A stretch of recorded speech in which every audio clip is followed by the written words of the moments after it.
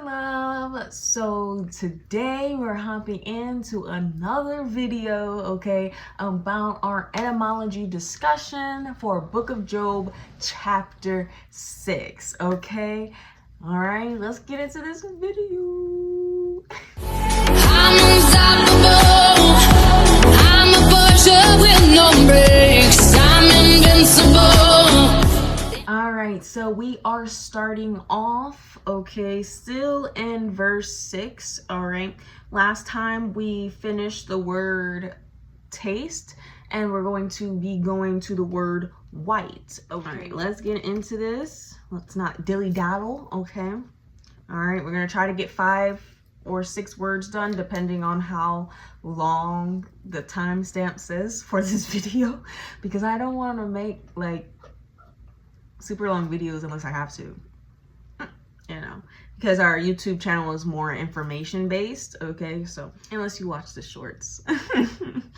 Yeah, but the word white, okay, comes from the Middle English word wit, white, wit, without the E, I guess, W-H-I-T, which means of color of milk or snow, fully luminous and devoid of hue. I like that. I like that. You know, we're gonna write the Middle English word, okay?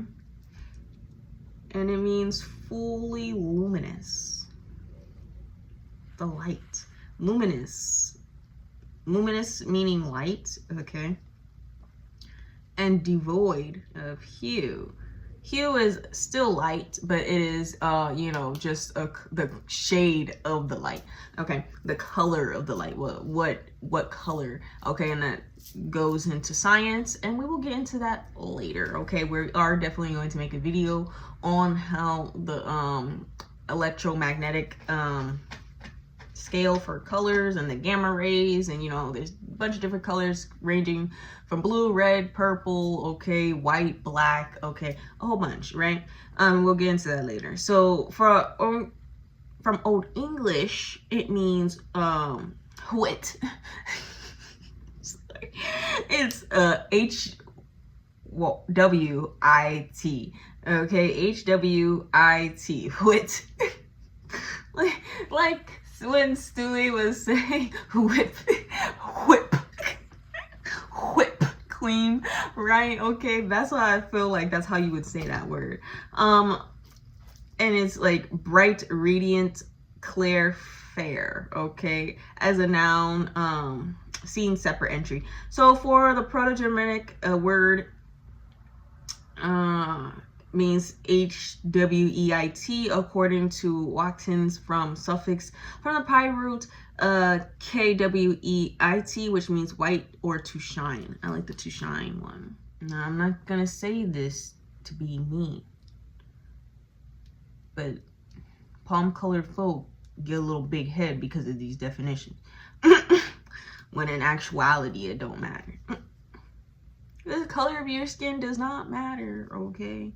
And nobody should be treated differently because of it. Then it goes into white supremacy, hair complexion, being morally pure, a lot of things that like feed into white supremacy and white privilege, and you know, because in actuality nobody is white. You know, if you don't know, white supremacists use that term to try to separate people, because they didn't want the indentured servants, okay, to gang up on them with the slaves. You feel me? They didn't want them to figure out it's us versus them. They were like, no, it's us versus them. In actuality, it's us versus evil. It's humans versus evil. You know what I'm saying? It's not really color versus color. You know what I'm saying? Like, it's kind of weird. It's very weird. I won't even say kinda. It's just very weird. Okay. Yeah. So it goes into a whole bunch about that. Then it goes into the noun. The night. It goes into the noun, which means opposite of black, white food, white of egg, white color. Okay, white clothing. So that, you know, it's just, we're gonna move on. Yeah. But I like the luminous one because I feel like when it's talking about the white of the egg, it's talking about like the soul. Like you need to feed the soul, you know, and that's why it brings it to the salt. But that's because we've been diving deeper into what these words or what the words origins are. Okay, so the next word is going to be not of and not an, but egg. Yes, I said it. Egg. Why? Because it's in the text, so we're looking it up, right? So egg, the body formed in the females of all animals with the exception of the few of the lowest type, in which by impregnation the development of the fetus takes place. Okay, mid 14th century, the word is egg. Promise you, that's what it says. E-G-G-E, egg. Okay, mostly in northern England dialect from the Old Norse, egg from Proto-Germanic, which is a whole different word that does not say egg. It's A-J-J-A with an M in parentheses. Ajam. I don't know if I said that right. From the Old Saxon, Middle Dutch, and Old High. So, you know, it's sourced from all these different areas. Okay, Germany, E-I, and the Gothic ADA. Probably from the PI root of O-W-Y-O or O-Y-Y-O equaling egg. Okay. We will put that. There's not been much information on this one, huh? We will put the pi root. And remember, if you're not taking notes, you're already behind, okay? O-W-Y-O, O-Y-Y-O, and just to mean egg, okay? This north-derived northern word weaved from in Middle English with native cognates I and then E-A-I. From Old English, the A-E-G symbol, sorry, the A-E symbol with a G. Until finally displacing the others after 15th century. Caxton writes of a merchant, probably a North countryman in a public house on the Thames, who asked for eggs. So then it just goes into the, you know, okay. So let's go into the verb, okay, of egg, because there's more in the verb, right? So we do the verb. As a verb, it means to incite, urge, encourage, instigate, which we know, or goad on, incite from the Old Norse word egigia, egg with the J-A at the end, which is from the 12th century. Okay, so I'll put that. Old Norse. Norse is spelled N-O-R-S-E, and the word we're writing is egg with the J-A at the end, which just means to goad on. Goad is rode with a G instead of an R, and incite, right? Then you can see the word edge as well, because edge apparently comes from egg, you get edge, and the unrelated verb of egg in cookery, to mix with eggs. And okay, we're not going into that word.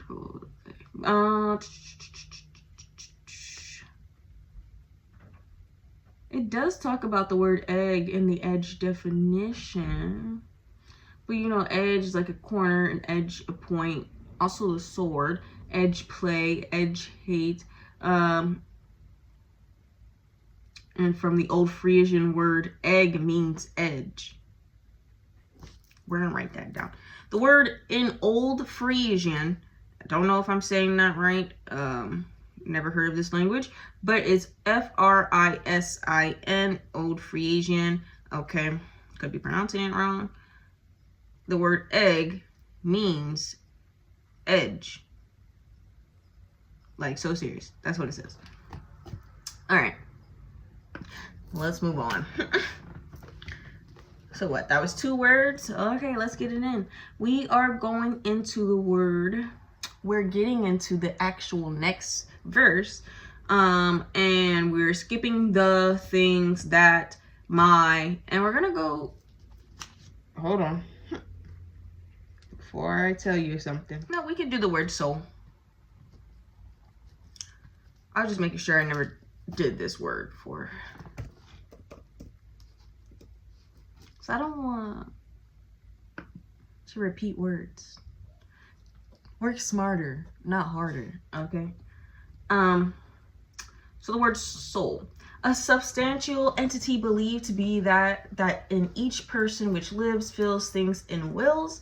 Okay, Middle English word is soul. Okay, which is soul with an E. All right, and the Old English word soul, which is S-A-W-O-L. Okay, meaning spiritual and emotional part of a person, animate existence, life, living being. Okay, which is pretty common. It has been suspected to meant originally coming from or belonging to the sea. Interesting. It would be from Proto-Germanic swaz, S-A-I-W-Z. Kilian explains that this is from the lake as a dwelling place of souls in ancient northern Europe. Okay. So we're gonna write, I like the spiritual and emotional part of a person.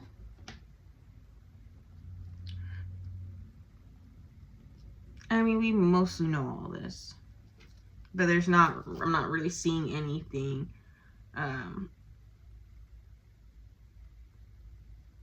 that we don't know on this word. And then as well as, where did this go?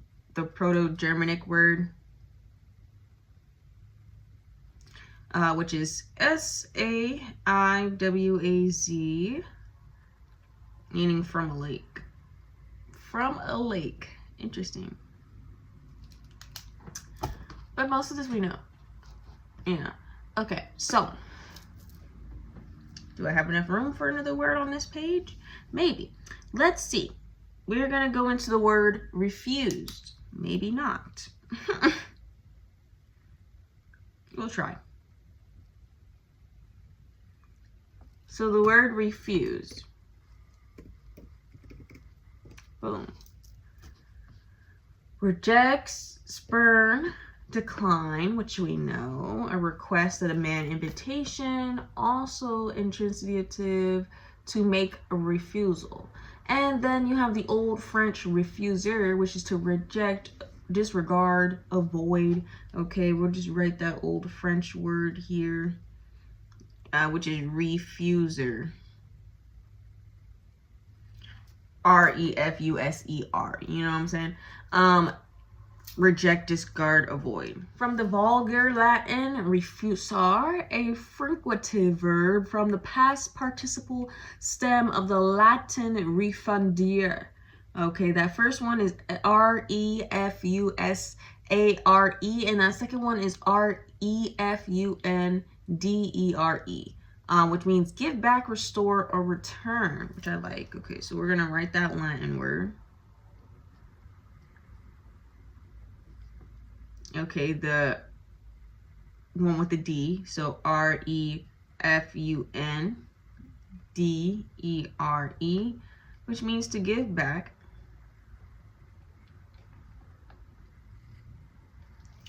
restore, and return. Literally pour back, flow back. Okay, pour back, flow back, because that fruiter part, the it has the R-E, fruiter. That fruiter means to pour, right? And R-E means back, so it literally means pour back, flow back, right? Intransitive meaning, refuse to do something, is from the late 14th century, okay? Or that to fail to comply is the 1520th, okay? So things we know. If you didn't know, now you know. All right.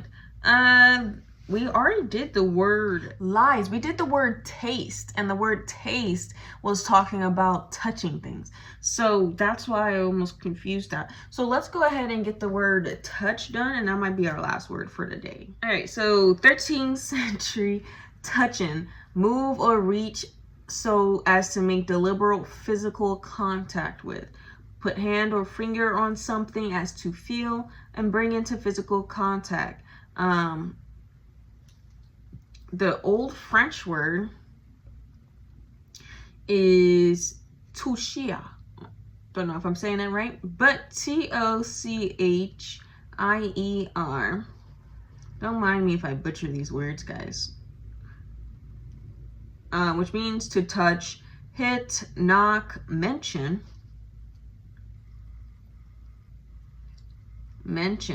okay, and deal with. All right, so then we have the vulgar Latin, which is to knock or strike, and the word is tocar, okay, T-C-C-A-R-E, all right, like a bell, like you're like striking a bell or something.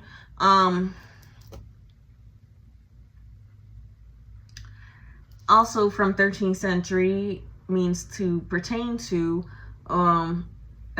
as pertain to a fire, water, pass over. From the mid-century as come into or be in incidental or involuntary physical contact with something.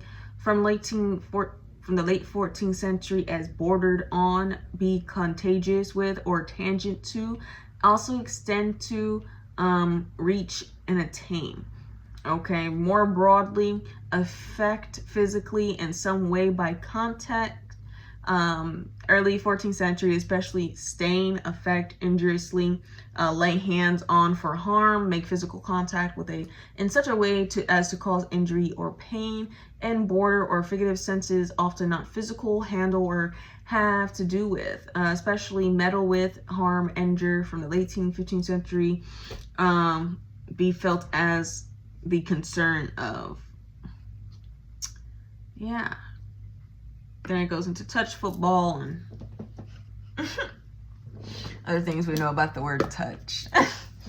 All right, so that is going to complete today's discussion on our etymology series, okay, for the book of Job, chapter 6.